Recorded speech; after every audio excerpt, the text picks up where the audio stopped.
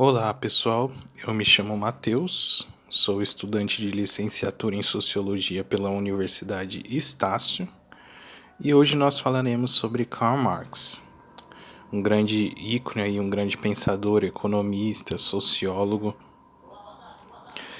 Karl Marx nasceu em 1818 e faleceu em 1893.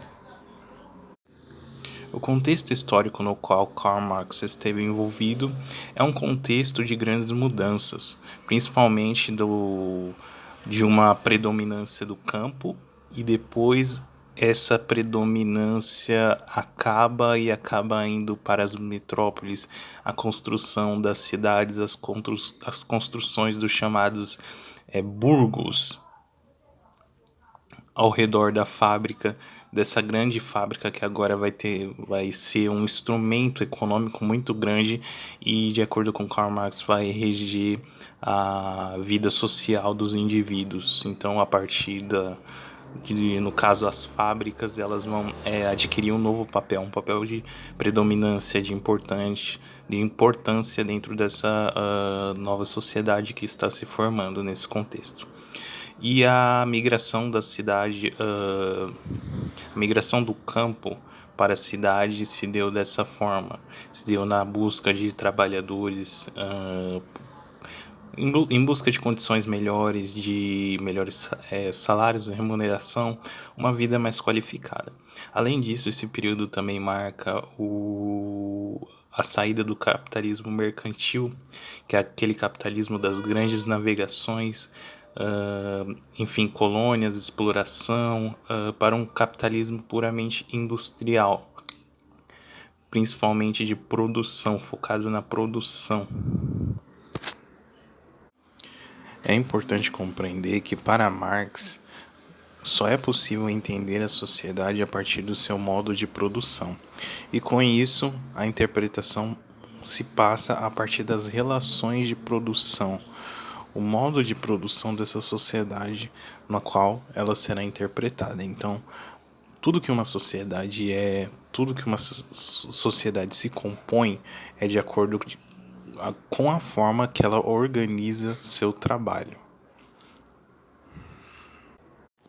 Agora nós iremos falar de um conceito muito importante para Marx e para todos os marxistas hoje, que é a questão do materialismo histórico, essa questão de interpretar a sociedade de acordo com seu modo de produção. E isso foi o que Marx nos deu, né, de contribuição. E hoje o materialismo histórico está com carimbo de Marx, digamos assim, né? Ele que cunhou esse termo, essa forma de interpretação, no qual é usada por diversos pensadores, escritores dentro do mundo acadêmico. Agora, vamos explicar um pouquinho sobre esse conceito. Dentro do materialismo histórico, nós temos as forças produtivas. Mas o que são as forças produtivas? As forças produtivas são os materiais, o capital físico no qual essa sociedade utiliza para poder realizar essa produção. Então, tudo que é material, tudo que é utilizado para produzir, acaba sendo essa força de produção, essas forças produtivas que impulsionam esse capitalismo industrial. Além disso, nós temos também as relações de produção. Então, o conjunto das forças produtivas com as relações de produção é que irão nos dar o nosso modo de produção. Mas o que são relações de produção? As relações de produção são as relações entre empregado e empregador, ou nobre e vassalo. Essas duas distinções são relações de produção e elas formam um subordinado e aquele que, digamos assim, irá mandar, aquele que irá delegar. Então, essas relações distintas, elas formam essa relação de produção. Daí podemos interpretar os diferentes modos, que nós vamos falar mais à frente, os diferentes modos de produção. Então, as forças produtivas mais as relações de produção vai gerar o nosso modo de produção. Qual que é o modo de produção que nós vivemos hoje, no século XXI? É um modo de produção capitalista. Nós não estamos mais no modo de produção escravista ou feudal. Escravista, entre aspas, né? Digamos assim. Aqui vai uma pequena crítica. Bem, como citado anteriormente, agora nós iremos falar sobre os modos de produção. Começando pelo modo de produção escravista. Mas o que foi o modo de produção escravista? Precisamos retornar um pouquinho na história, então iremos para o Império Romano, no qual obteremos exemplos. O Império Romano foi um império que dominou a Europa e durante milênios. Então a Europa estava dominada pelo Império Romano e era o grande império da antiguidade. Sendo assim, no Império Romano era comum que senhores tivessem seus escravos. Então, esses escravos eram trazidos de outras partes, de outros lugares e muitas vezes comercializados ou utilizados até mesmo para lutar nas arenas, para lutar a favor de seus senhores e gerar lucro. Além disso, realizar suas vontades. Então, esse escravo não tinha nenhum direito, ele tinha apenas que obedecer às regras dos seus senhores. Agora iremos falar sobre o modo de produção feudal. O modo de produção feudal nós poderemos contextualizar com o período da Idade Média na Europa, onde o que acontecia com pessoas mais pobres, no qual não tinham propriedades, viviam dependentes de senhores de terra. Então a terra era o grande capital daquele tempo. Se hoje o capital é o financeiro, dentro desse contexto histórico desse período, o grande capital era a terra. Então ter terra era o suficiente para se ter muitas vezes influência. Então você conseguia também chegar perto dos nobres. Então a pessoa que vivia dentro dessas terras, desses senhores, elas viviam dependentes para sua subsistência. Não tendo terra nenhuma, a única maneira de pagar seus senhores era através do trabalho dentro dessa terra. Então, em troca desse trabalho dentro dessa terra, o senhor concederia essa parte dessa propriedade para que essa pessoa conseguisse viver lá e deixar herdeiros. Agora chegamos ao último modo de produção, que é justamente o modo de produção capitalista, no qual estamos até hoje. O modo de produção capitalista é o período no qual Marx viu com seus próprios olhos a transição e no qual ele escreveu suas obras. Então, nesse começo desse modo de produção capitalista, foi o começo em que Marx formulou suas teorias, seus livros, o seu livro O Capital, que é sua obra mais famosa, e formulou suas ideias. Dentro do modo de produção capitalista, nós teremos a relação entre burguesia e proletariado. Então, nós teremos esses dois antagonismos, essas duas distinções que formarão esse modo de produção.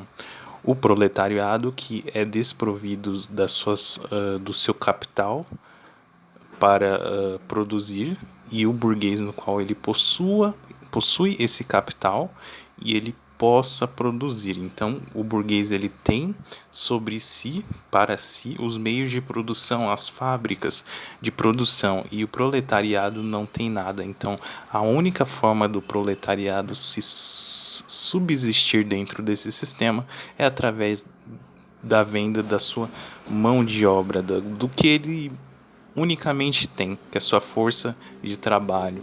Então, o modo de produção capitalista será o modo de produção que contemplará o proletariado e o burguês. Essas duas distinções, no qual o burguês tenha sobre si os modos de produção, tenha para si esses modos de produção, as fábricas e tudo que é para produzir, e o proletariado tem apenas sua força de trabalho. Agora iremos falar sobre cultura. Bom, como tínhamos dito anteriormente, Marx via a sociedade através do modo de produção. Então, através do que essa sociedade produzia, como ela organizava o seu trabalho, é que era possível entender e desmembrar essa sociedade. Sendo assim, no modo de produção capitalista, para Marx, a cultura acaba sendo influenciada por esse modo de produção. Então, os valores, o modo de se portar e até o modo de agir acabam entrando dentro da cultura. Então, ela acaba sendo impregnada dentro de acordo como o trabalho é organizado dentro dessa sociedade. E agora aqui um pequeno debate sobre consumismo e felicidade. Você já notou que o consumismo não traz plena felicidade?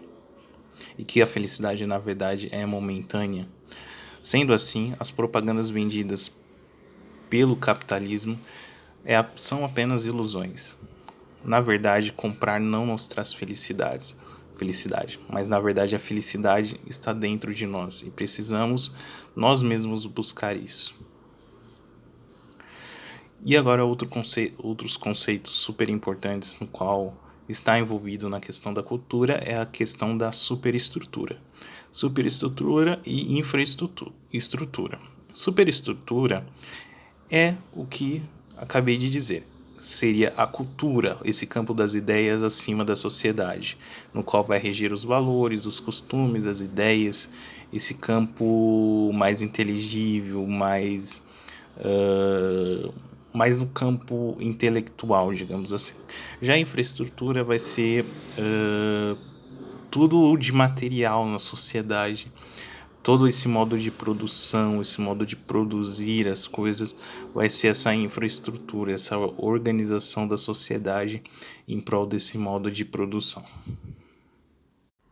Sendo assim, a infraestrutura exerce influência sobre a superestrutura, no qual é regido o campo das ideias, ou seja, o modo de produção influencia a cultura, a superestrutura.